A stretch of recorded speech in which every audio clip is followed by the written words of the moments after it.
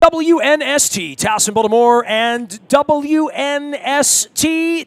I must say that I follow this guy on Twitter, and on Sunday, as the snow was falling, and I thought, yeah, it's a good thing I didn't get down to Xfinity today.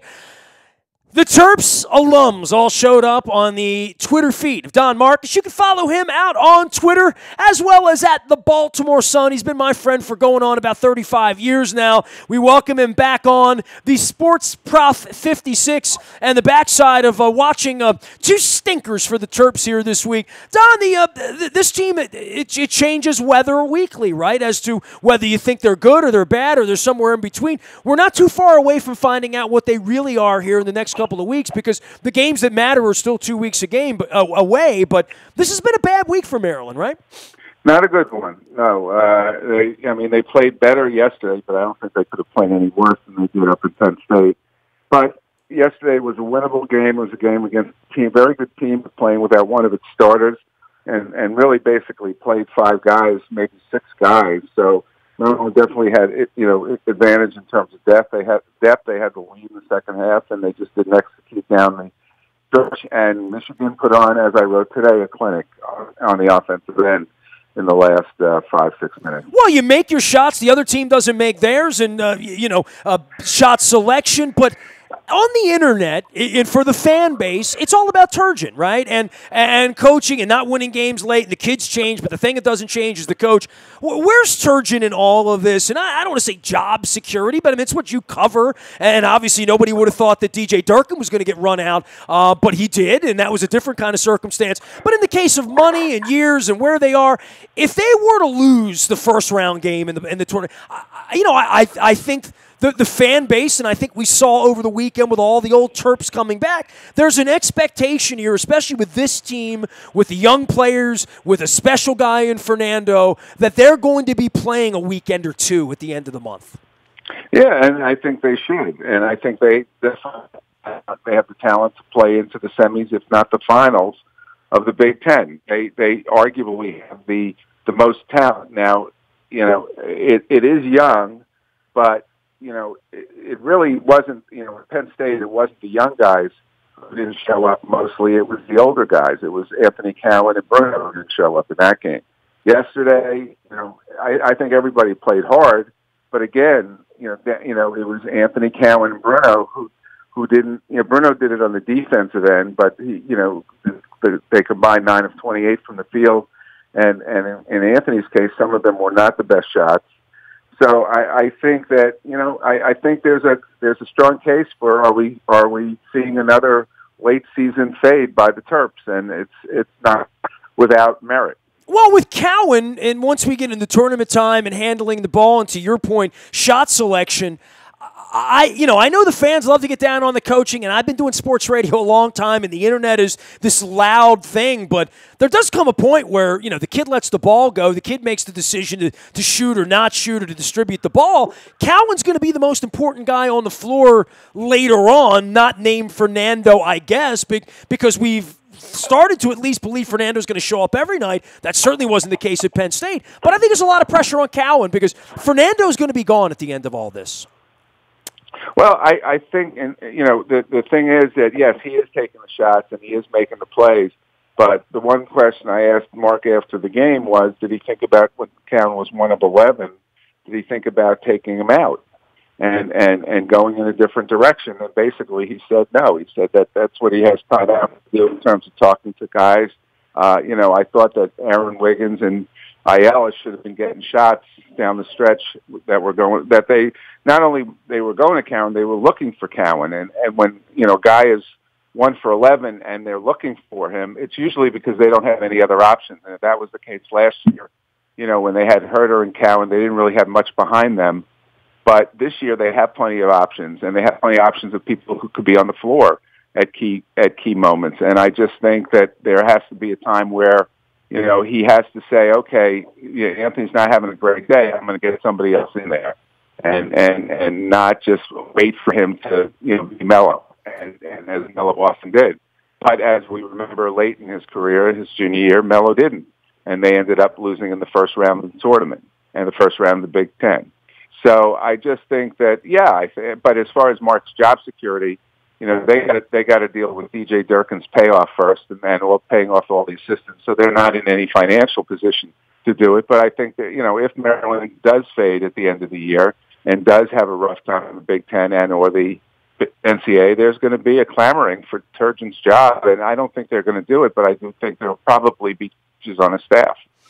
Are you happy with how the young guys are playing? I mean, to your point, they looked a little allergic to shooting at the end with the and maybe he didn't want them having the ball, and that's fine. But the young guys and where the maturation and where Morcell's become a nice defensive player. I don't know that they ask much of him offensively here. I love Lindo. I mean, I like the story of all of this. Certainly love Sticks at times, and at times it feels like he disappears a little bit. And maybe that's what you expect out of freshmen, but they're going to be asked to do a lot when they try to step up and win some basketball games later on in the month. And I don't know that you know what you're getting out of the young guys on a night-to-night basis. Well, I think that's what the regular season is for. And I think that Mark has trusted young guys. He did it 2 years ago when Herter and Cowan and Justin Jackson were freshmen. And then they had a tough end of the season because of an injury to Michael Chakosky, because Melo wasn't playing great at that point. And the young guys were playing a lot of minutes. That's not the case with these guys. They're not playing the same kind of minutes as Anthony and Kevin and Justin Jackson were doing as freshmen. They're playing, in the 20s or in the teens. So they should be fresh. I'd like to see him play Higgins more. I'd like to see him even play Lindo a little more. So the big guys are fresh at the end of the game. I mean, Lindo played great yesterday when he was in there, and then he didn't get in on the court in the second half. And so I just think that he needs to, Mark needs to use and trust his freshmen, trust his bench more than he has, at times. At times he has. But, this is a very talented, not only team, but a very talented bunch of freshmen. I think next year, and he should come back, Sticks comes back, and I assume Bruno's going to leave, and they have the Mitchell twins coming in and Dante Scott from Philly coming in. This is going to be a team that's loaded next year. But the same thing is that how much are they going to rely on Anthony Cowan? And Cowan is a good college player, but is he he's sort of in between being a point guard and a shooting guard. And if you're not going to use him at the point, running the point, and he's not shooting the ball well, then why is he on the court? Well, it's interesting to me as well, right? Because he's not the best point guard that they've had ball handling. He's not the best shooter. He sort of falls in between of a little bit of mellow on certain nights, right? And a little bit not on certain nights. So I would agree. That's an interesting observation, that they don't really know what he is. He's sort of both, depending on when you ask him to be that, right? Well, he was never, even when he was in high school, from what I've been told, he was not, in crunch time, he was not their primary ball handler. He was their primary shot taker, and he was the first time I ever saw him play, he led he led St. John's to the WCAC championship over DeMatha with Markel Fultz and DJ Harvey, who's now at Notre Dame. So he is a very talented player. It's just a matter of when he's not shooting the ball well, I think there are better options to have somebody either else on the court or move him back to the point and let him distribute, because he can do that. He's not, he has that ability. It's just not his inclination. He's a score first point guard.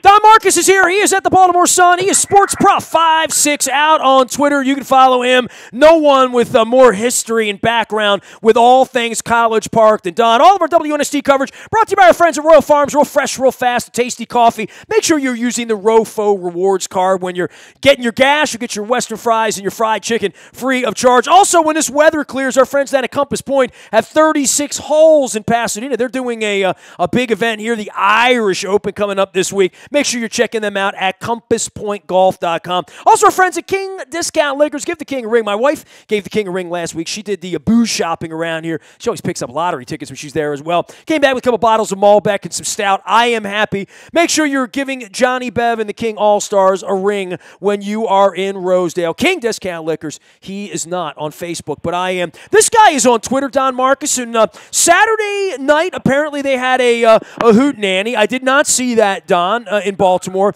But on Sunday, early on, I've been working on this Baltimore Positive thing that I'm doing right now that I'm launching later on in the month. I saw you release a picture of a bunch of alums, and I looked at it, and I'm like, all right, who are those guys? And I'm trying to figure out, is that Johnny Rhodes? Who is that? I saw Joe Smith, but I barely recognized him with all the silver, right? But it was a wonderful weekend. Keith Booth in the front, looking good. Rodney Elliott.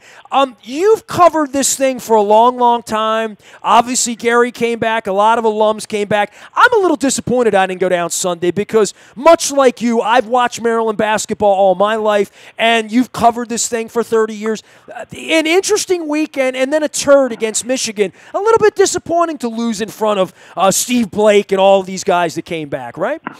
Well, yeah, 2 years ago they really laid an egg playing Iowa in front of the national championship team. So at least yesterday's game was competitive. But sure, it was disappointing, and it only served to magnify the situation for Turgeon because this is a game that is winnable. This is a game that they're playing another ranked team at home, late in the season, and this is a game that if this team is going to grow, this is a team that you can use. This is a game that they needed to get to help in that growth. The interesting thing is what I was talking, and I said it before the season, just by the makeup of the team, it reminded me from the class makeup of the team of the 93-94 team when Joe Keith Booth were freshmen.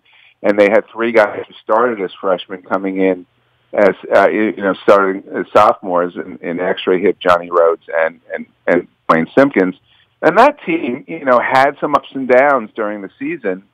I think they were something like a 7 seed going into the tournament, and they ended up beating UMass in Wichita. To go to the Sweet 16, they ended up playing the Fab Five in Dallas and losing. But, that was sort of the start of the turnaround for Maryland basketball. And I do see some similarities to that because, Gary's first few teams, much different situation, coming in on probation and all that and sanctions and just trying to get Maryland basketball back to where it was. But that was the team and that the year that sort of started that run that led to the national championship. I think the makeup of this team is very similar, but people will say it doesn't have a Joe Smith, and it doesn't. But Fernando is a very good college center and I think an NBA power forward. And among the young guys, they have a number of guys who I think are going to, play professionally, certainly, and possibly play in the NBA in Eric Ayala and in Aaron Wiggins and maybe even in Ricky Lindo. And I think that this, they have a chance to make a similar statement going into March. Now we'll see, or we're in March, but going into the NCAA tournament, we'll see what kind of draw they get, where they end up, who they're playing, and what the coaching matchup is going to be. But I think there's a lot of positives, but I think that people feel that this team should not be in the same situation, game after game with the offense. And this is, here's the thing. This is not this year. This has been a constant in terms of Mark Turgeon's teams. They've been much better defensively than offensively. This year, the defense kept them in games when they weren't scoring. They won games when they didn't really finish great offensively. But yesterday, playing against a team that's very good both defensively and offensively, they were outmatched and outcoached. Pathway forward for them, clearly Minnesota on Friday night. And don't lie to me. Did you book your trip early thinking they're going to not get the double bye? I mean, you think they're going to play next Thursday or they're going to play Friday? And what difference does it make for them? Yeah, well, yes, I because it was too close a call, and I had to book at some point.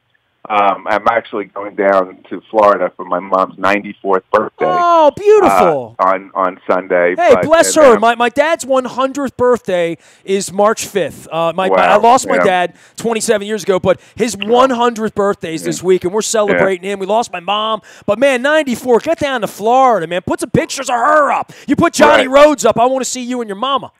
Right. But so anyway, yes, I'm going. I'm giving up a day in the sunshine in Florida. I gave it up even before but I have a feeling I'll be working. There's a good chance I'll be working on Thursday. They still have a shot because even if Wisconsin loses one of its last two games, which I don't think they will because they're playing Iowa at home without its coach, and they're going to be playing Ohio State on the road, potentially without Ohio State star player Caleb Wesson. So I have a feeling they're going to win, which will put Maryland in that 5 slot. And is there a difference? I'm sure there is.